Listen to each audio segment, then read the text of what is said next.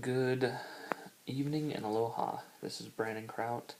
I am doing my video presentation for the movie Gandhi. It is March 23rd, 2012. So basically, in the movie Gandhi, you have Gandhi, who is an Indian, and he's trying to make a change in the world.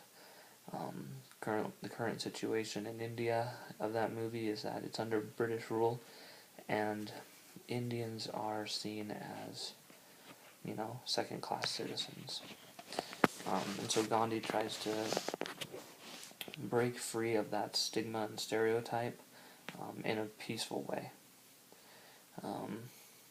Something that's interesting that happens, it seems like whenever there's expansion going on, is that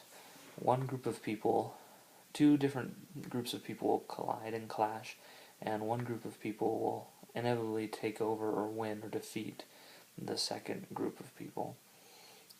I found it interesting. I had a history teacher tell me once in high school that the United States is different. It's kind of backwards, she said, because whenever someone takes over another country, they either wipe out the people that lived there before or make them all slaves.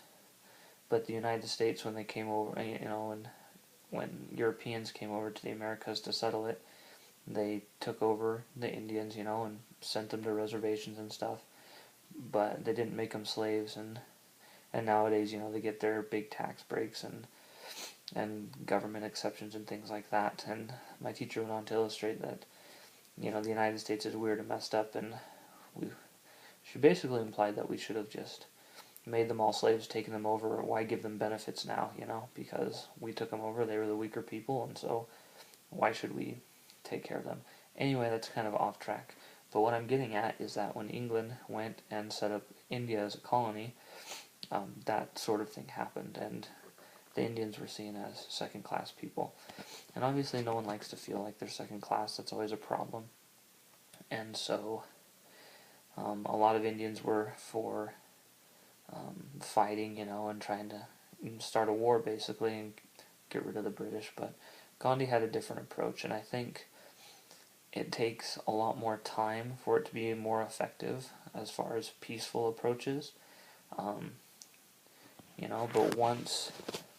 if you keep doing them and keep making them happen, and if it's for a good cause, I think that in the long run, they end up being more effective. It seems like for example, when England left, they left on better terms rather than, getting driven out and there's a problem there. England left on better terms and decided to withdraw and give India their own nationality again. And I find it interesting that one man in Gandhi could influence all that. And all this took place, during the early 20th century, and I think it's fascinating that one man can be so effective. And so you have to admire Gandhi for what he did and taking on a more, a stronger opponent and foe and beating them back peacefully.